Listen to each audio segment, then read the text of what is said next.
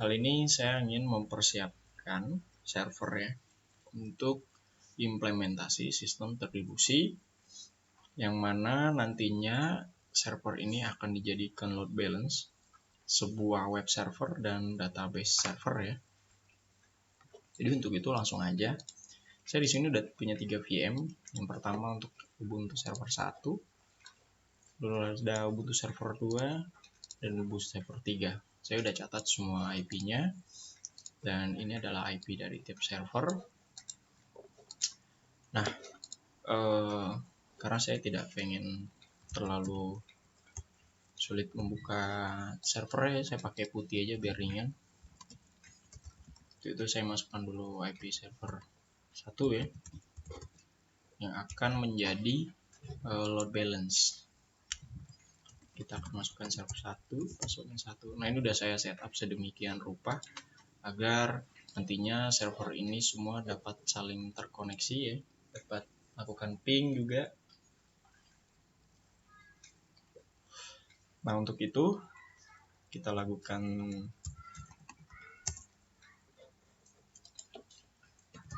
mengatur konektivitas dulu ya.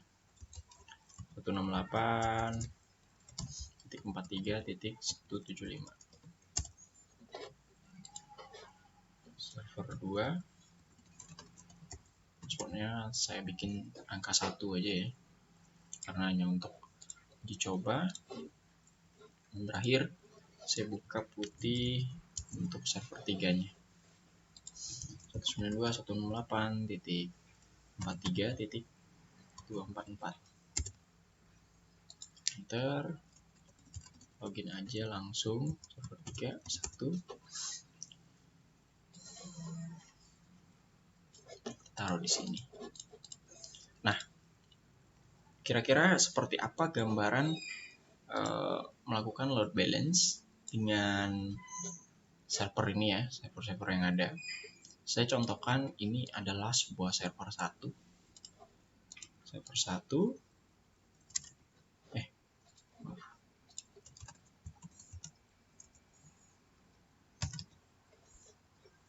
Dan kita kasih lagi server 2, lalu di sini server 3.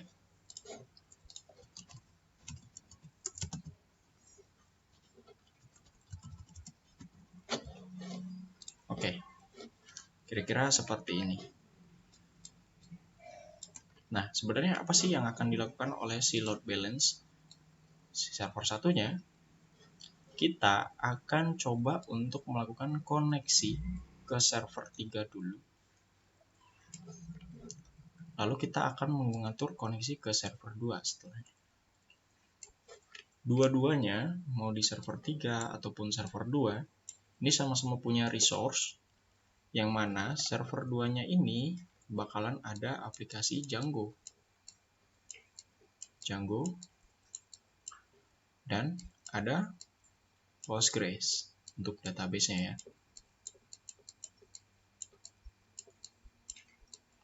Postgres. Tapi bedanya, belum deh. Langsung aja ke server 3. Sama, di sini punya Django juga. Nanti dua-duanya bakal run. Dan di sini ada Postgres server. Yang ini dia bakalan melayani si Django di server 3. Yang Django di server 2 akan melayani maksud saya Postgres-nya akan melayani untuk di Django server 2. Lalu ya sama aja dong gitu. DB-nya bakalan beda-beda dong gini. Tapi tidak. Kita akan coba koneksikan Postgres ini ke Postgres yang di sini, guys. Lalu apa bedanya? Nah, bedanya di Postgres yang server 3 akan menjadi slave database. Atau dalam artian Postgres yang ini akan melakukan replikasi melalui skema stream di Postgres yang ini, guys, yang di server 2. Atau dia bakalan selalu ngambil data dari server utamanya itu. Karena kita akan jadikan server 2 ini sebagai server utama aplikasi kita. Terus apa gunanya server 1? gunanya server 1 adalah ketika si server 2 mengalami down ya, atau failure connection, otomatis server 1 akan langsung mengalihkan ke server 3-nya. Jadi kalau yang 2 down, dia bisa langsung ke server 3. Dan ini menjaga aplikasi akan tetap berjalan di server 1. Jadi mudahnya kalau server 1 lagi run, server 2 run, dan server 3 run, server 1 akan mengambil semua resource yang ada di server 2. Dan server 3 akan mengambil resource dari server 2 untuk database-nya ya, karena aplikasinya masing-masing gitu. Dan ketika server 1 yang lagi diakses user ini server 2-nya down, dia akan pindah jalur ke server 3. Nah, di video kali ini kita akan coba mempersiapkan segala macam kebutuhan yang akan diimplementasikan ke server kita ya. Nah, untuk itu apa saja? Yang pertama, udah pasti kita konfigurasi dulu server 1 dengan mengetikkan perintah sudo pt update ya, untuk mengupdate semua repository yang ada di server 1 di Ubuntu-nya ya. Jadi dia udah otomatis dia bakal mengupdate terlebih dahulu, dan ya kawan-kawan nggak perlu upgrade sih untuk menghemat kuota juga ya, dan upgrade juga prosesnya lama banget. Nah, setelah ini apa yang akan kita lakukan? Lakukan dulu upgrade di update di semua server ya.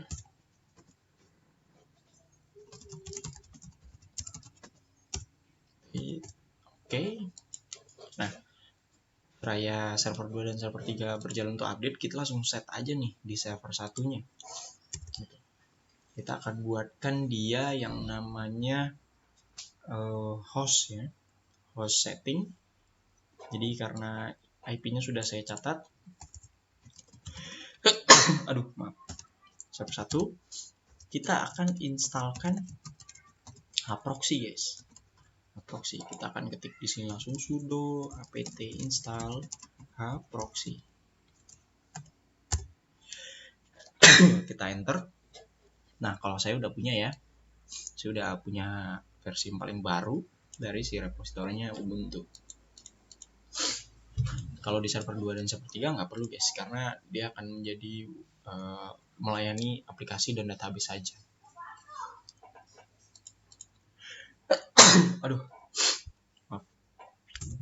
Lalu kita akan konfigurasi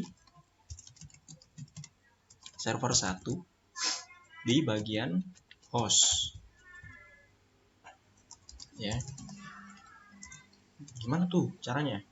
Mudah guys, tinggal kalian ketik sudo, kita bisa pakai nano ya, /etc /host ya, kita enter. Nah, kita akan persiapkan yang namanya identitas dari setiap servernya. Nih saya di sini udah bikin sebenarnya dari server backup, proxy gitu. Atau formatnya kira-kira seperti inilah. Di sini server satunya akan jadi proxy. Di sini server 2-nya akan jadi web server ya. Ini identitas aja guys.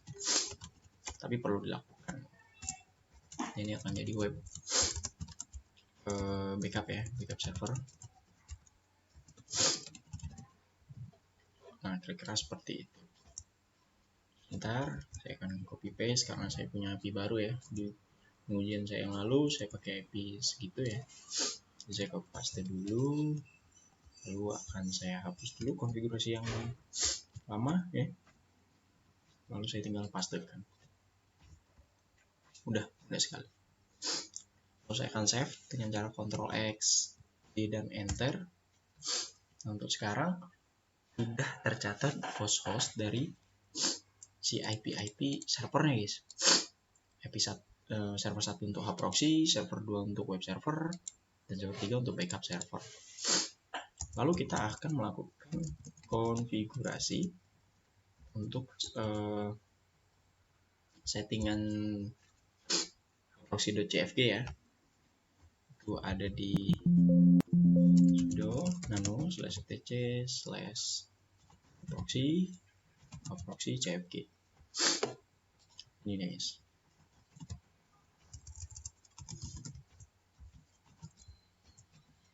CFG atau CFG ini singkatan configuration.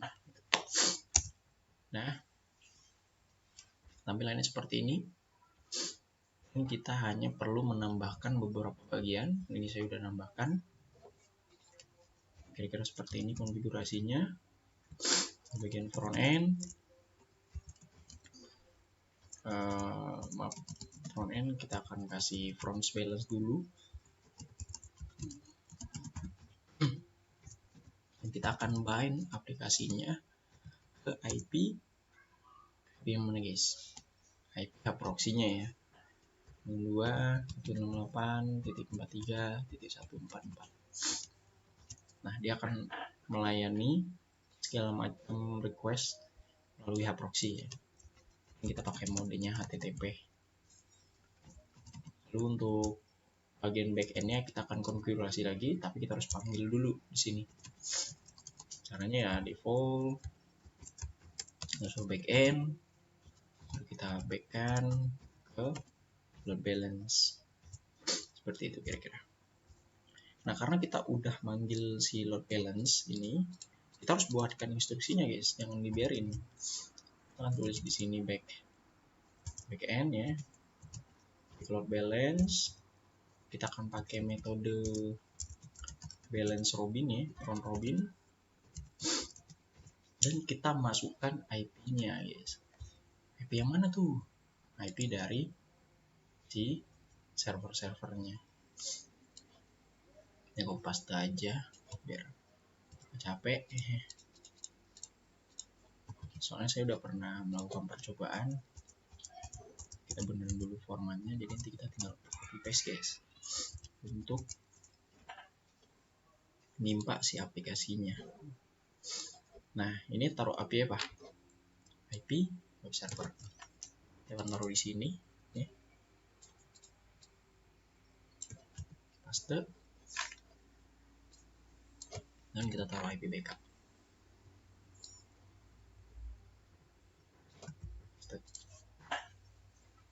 Apa udah selesai? Sebenarnya udah selesai ya guys, tapi kita perlu menambahkan instruksi terhadap listen status. Nah, ini nanti kawan-kawan bakal ngelisten statusnya itu via web ya, via web, dan dia cukup real time sebenarnya walaupun rada delay kalau saya bilang. Langsung masuk aja IP si front end-nya, maksud saya IP proxy. IP proxy ini ya 144 ya. Tambahin dulu. Tambahin juga portnya 8000 ya, 80 biar port 8000 kita pakai untuk Django server. Tambahkan kita maksud saya aktifkan dulu. Kita juga kita sembunyiin aja ya versionnya ya. Kita tambahin setiap 30 detik sekali dia bakal melakukan refresh ya. Itu bisa dipercepat, tapi semakin banyak instruksi membuat server itu semakin lelet karena saya startnya di lokal. Refresh setiap 30 detik. Kita munculkan setiap node-nya ya. Node ini di web server 1 dan web server 2 ya. Dan kita atur autentifikasi. Kita pakai Leo aja deh. Ini 1 2 3 4 5 6 7 8. Dan terakhir kita akan atur yang namanya slash-nya ya. Nanti ketika diakses IP segini kita mau kemana gitu untuk akses sistemnya. Nah, kira-kira seperti ini guys. Udah banget. Kita langsung copy paste aja ke sini ya. Kita bersihkan dulu konfigurasi lamanya. Nah, tambahkan langsung.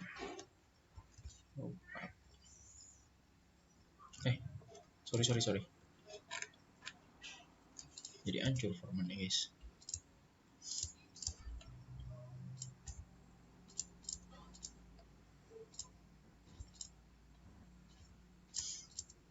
Load balance sendiri adalah suatu bentuk sistem yang terdistribusi ya. Jadi dengan adanya load balance ini yang udah banyak dipakai di perusahaan gede untuk menangani berbagai macam kasus ya. Salah satunya adalah failover ya. Oke, cukup sampai di situ.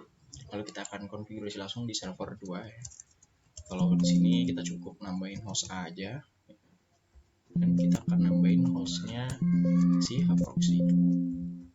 Oh, saya udah pernah bikin, saya langsung ubah aja di sini. Ini ya IP-nya. Kita terlebih dahulu. Ini kita Ctrl X, kita enter. Permission deny. Bentar. Kayaknya nggak pakai ini saya deh. Oh, nggak pakai sudo saya, sorry. Jadi ditolak.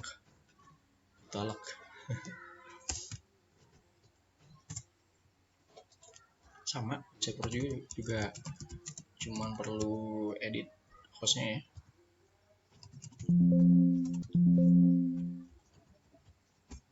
Dan kita enter.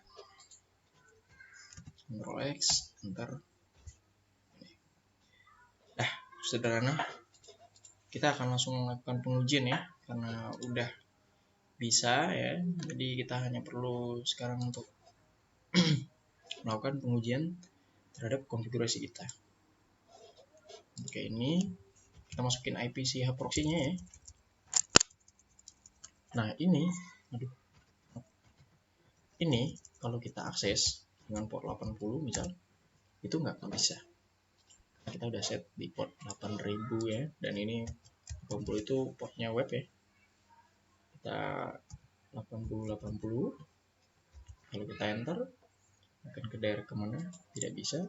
Kita tambahkan stat, kan kita udah atur tadi ya IP-nya, untuk IP untuk si proxy CFG ya, port 8000. Maaf, terbuka. Tidak mau. HTTPS, HTTP, SSS. Kenapa ya? Kita cek dulu ya konfigurasinya.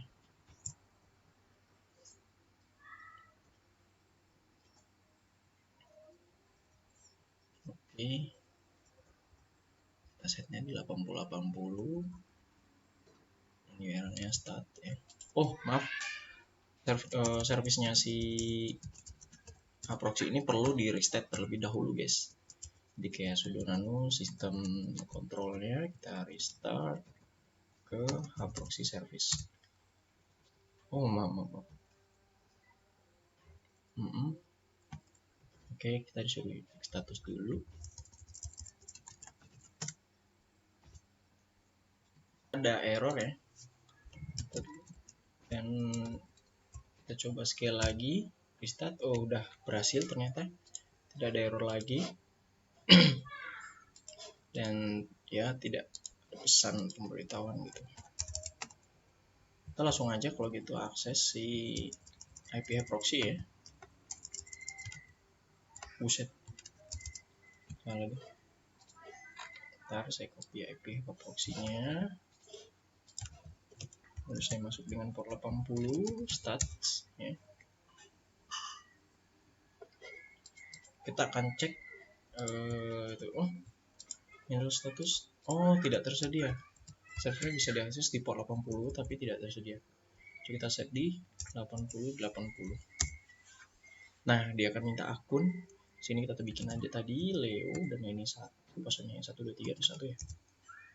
Leo 1 2 3 4 5 6 7 8. Nah, ini dia status report dari server hproxy-nya, guys.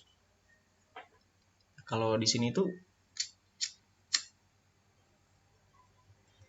kita bakal dikasih informasi ya, baik dari web server 1, server 2 ya. Nah, kita perlu lihat ini guys. Front end ini adalah tampilan si hub proxy. Kalau si hub proxy itu diakses gini, 8.000 gitu. Karena ini belum ada service, jadi ya dia belum mau gitu ya, belum melayani gitu, tapi statusnya udah open. Dan di back end-nya kita udah punya web server 1 tuh udah down, dan web server 2 down gitu. Kenapa bisa down, Bang? Karena kita belum run di sini, mau bikin service apa di situ. Nanti kita bakal installkan Django, Postgres dan lain sebagainya. Kita akan coba implementasi sistem distribusi melalui aplikasi. Untuk sekarang sudah bisa ya, jadi si hub proxy-nya udah menangani si web server 1 dan web server 2. Ini adalah bentuk sistem distribusi yang mana dia memberikan layanan untuk mengatasi permasalahan seperti failover dan lain sebagainya. Saya rasa cukup sampai di situ.